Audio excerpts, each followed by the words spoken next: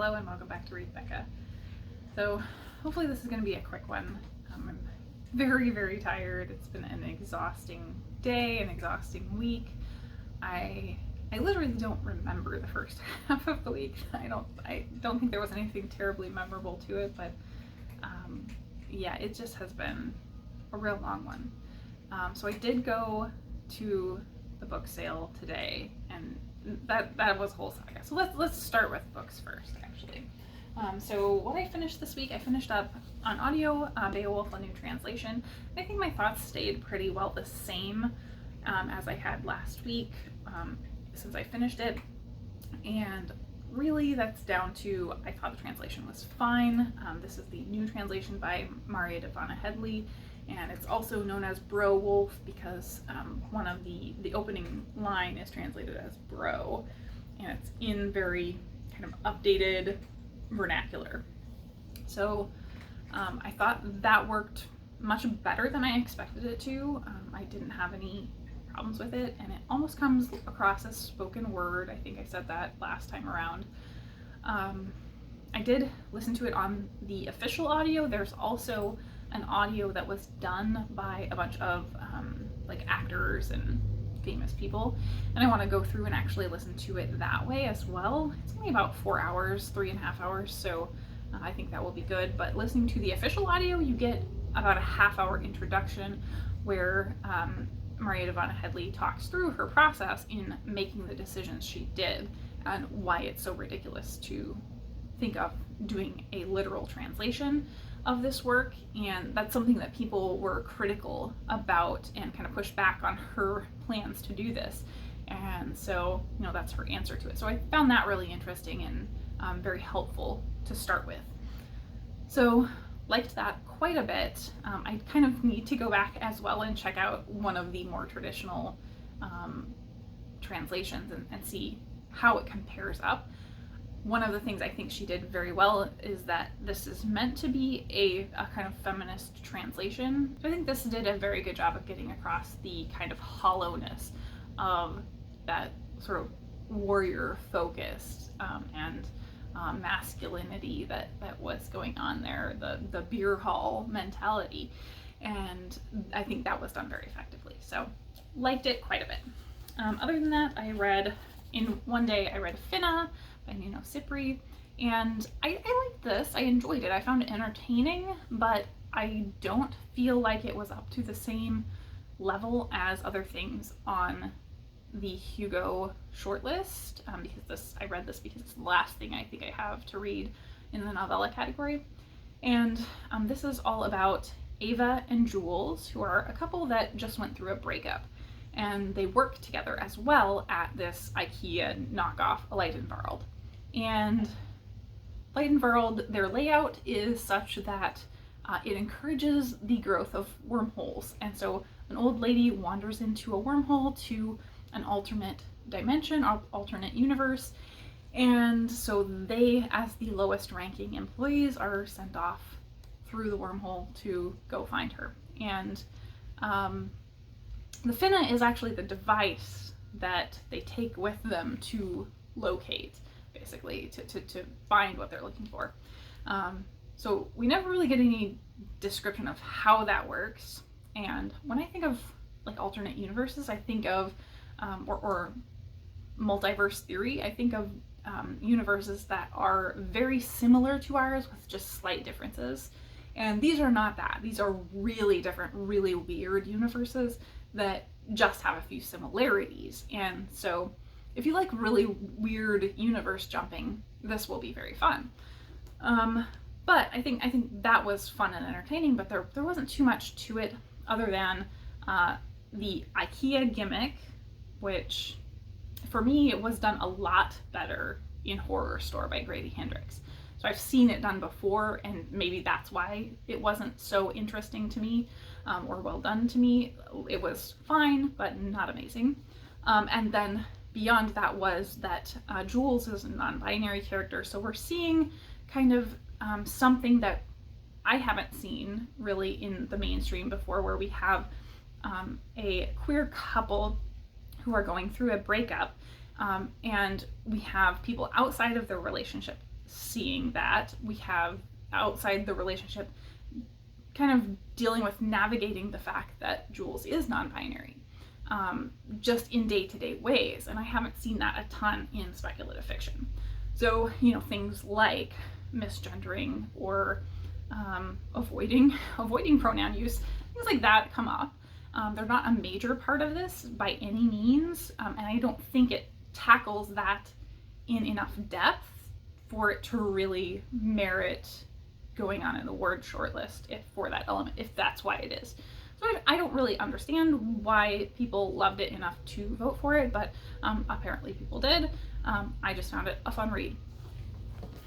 And then finally, What Strange Paradise by Omar Akkad, and this one was a 5-star read. I absolutely loved it. It is going to be one of my favorites of the year, I think. I think this is my first 5-star in the second half of the year. I've had loads of 4 stars, almost entirely 4-star reads for the second half of the year. But this is stunning. It was just so compulsively readable. And this doesn't have any speculative elements. It's all about the before and after of this boy who gets on a refugee ship and is very taken advantage of in some ways, but it covers him in that period and then the after, once the ship has crashed and he has washed ashore alive, but most of the rest of the ship is bodies on the shore. And when the premise was described, I was thinking of this, you know, remote deserted island, right? It is not that. So this is taking place at basically a tourist resort setting. So you have people who are really just cranky because their vacation is getting ruined by bodies washing onto the beach that they want to go hang out on. And it's repulsive and gross and so unsettling and discomforting. So I think I'm going to probably do a full review of this. I loved it for that tackling of the inhumanity of Western civilized culture, and the ways that we think that we're superior. Yeah, really enjoyed it. Then new stuff I picked up or added, I guess, to my TBR. So it is Women in Translation Month. It is the Women in Translation Readathon, I think starting today. I don't know what day it is. It's the 14th, I think, and the 14th is the start of the readathon. So hopefully that is correct. So I picked up Resistencia, Poems of Protest and Revolution, introduction by Julia Alvarez and edited by Mark Eisner and Tina Escaja. So I specifically said I was looking for poetry for the prompt of anything but a novel, and I had a real hard time trying to find translated poetry at my library, specifically from women. So I think this is not all women, but this is protest poems from the 70s. So it has things like exploring feminist, queer, indigenous, and ecological themes alongside historically prominent protests against imperialism, dictatorships, and economic inequality, which sounds exactly like what I was looking for. So it's not all women, but it has a lot of women's works in here, and is also in translation for English and the original language side by side, which is exactly what I was looking for. So then I picked up a manga for as well. This is What Did You Eat Yesterday, Volume 1 by Fumi Yoshinaga, and that is also a female translated work. So I wasn't specifically looking for a manga, but I haven't picked one up in a few weeks, so I just looked around and found this one, and it looks like a very slice of life-y type one, so I'm going to pick that one up. And if you're looking for a manga for that, I also would recommend Delicious in Dungeon by Ryoko Kui. I can't talk right now. So we'll see how that one goes. I don't know anything about it, and I haven't seen anybody talk about it. And then I dug around. I had kept hearing this name, Natsuo Kirino. People have been talking about Out, and I was like, why is that name familiar? This book, Real World, has been on my junk shelves for a decade or more, because I found it in the clearance bin, as you can see, at Books A Million, I think, at the mall, and picked it up because it sounded interesting at the time, and I have no idea, but that is going on my Women in Translation TBR as well. So those are the new added books that are popping on my TBR. That is way too long, so I have not gotten to any of my August TBR books really at all. So that needs to happen very quickly, and I did get out How to Be a Good Creature. So we're going to work on that one this weekend. But the other stuff I'm in progress on, I started The Best of World SF, and that's edited by Lavie Tidhar. I hauled it a few weeks ago, and so I am doing a buddy read of all of this with Shannon from That's So Poe. So this is going to be a really great one to get into. We've just read a couple of stories so far. I'm taking it very slowly. And then Shadow of the Wind, still going. So I am very close to the end. I'm over 400 pages now. So I think I have less than 100, and I think if I can get some serious progress on this weekend, and not pick up another 500 page plus novel, and then transition into my TBR books, I will be in good shape, on track to actually complete them this month. So this one I'm still liking. It changed perspectives in this final part, and I don't know if I'm liking that as much. I can see why it was done, but it's a little bit jarring because of what happened before that change in perspective. So I'm still enjoying it though. So that's it for the books, I think. I did on audio, since I finished Beowulf, I picked up Magic Misfits #3 by Neil Patrick Harris. And I really like this series. It's a middle grade that is about illusion magic, so they're magicians, not anything fantasy. And it's just about this great found family of kids, and they do magic. So I think that's it for the books for this week. As far as my crappy week, it was a week full of very hot weather and power outages. So I think Wednesday I was in the latter part of my work day, and they have been doing work through my neighborhood. I think it's one of the telecom companies is running new fiber, and so they've been drilling every 20 feet, and they knocked out a water line, and apparently knocked out the power and the internet beneath that as well. And so we fortunately were not too impacted by the water. They got that back fixed very quickly. We didn't have a boil order or anything, but they knocked out the power for about 8 or 9 hours. So I wasn't able to work for that last little bit. I was worrying if it continued on overnight into the next day, what the heck I was gonna do, because my office is not currently in a state where I could even just go in at all, because they're redoing it completely. And so, so I didn't have power. It was miserable. It was the hottest day of the week. It was right at 100 outside, no AC obviously. So it got really warm in here, and I clearly couldn't read once it got dark because there was no light or electric. So there was nothing to do, nothing, so I went downstairs to the basement with my dog. I got him some cold water on him so that he would stay cool, and hung out down there in the dark in the basement. And luckily I have one of those giant 2 or 3 person beanbag chairs down there. So so I hung out in that and tried to sleep for a couple hours, and then it came back on at midnight or 1 a.m. And so so max out the AC. So that was Wednesday, and then Thursday we got massive storms in the area. So there was some flooding. Nothing impacted me really majorly, but Friday I went Friday morning to go to the massive book sale, and guess what? The power was out. So not only would the county, it was at a county park, the county would not open the door for them to let them in because of liabilities of having people in there in the dark. They obviously couldn't run like cash machines or anything, or charge machines or anything. So I drove 40 minutes down there and discovered, I couldn't get in.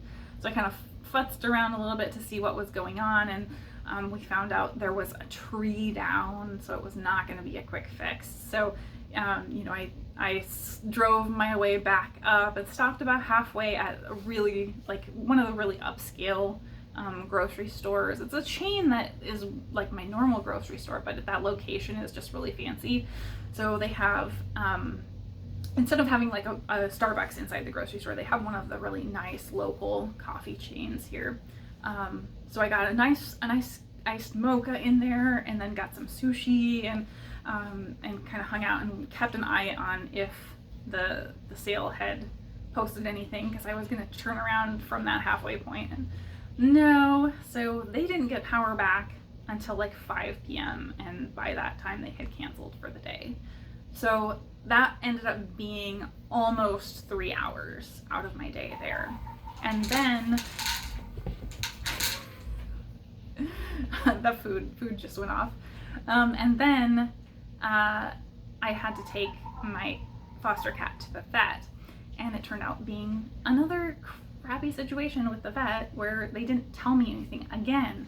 And it sounded like this time they were going to tell me stuff, so I'm disappointed about that.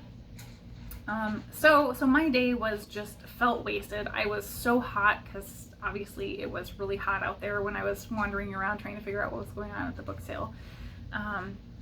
Hot and tired, and my day felt wasted. And then I did read a little bit in the evening, so I think that was, I finished Finna over the course of that day. So I think that was okay day, but it felt very like I didn't accomplish anything. Then today I repeated the same routine after they had announced the power was back on. I went through preparing and everything. I'm way over prepared.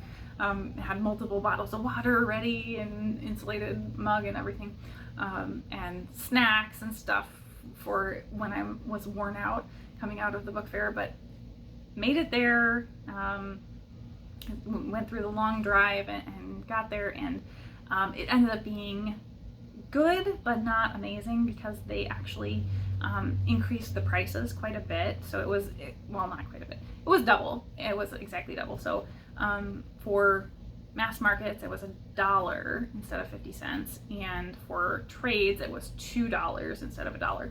And then hardbacks were, the standard was $3, but where they normally would kind of ramp things up to be quite a bit more for bestsellers, basically anything that was in pristine, like new condition, was $5, $6, $7. So that was not something we had seen before.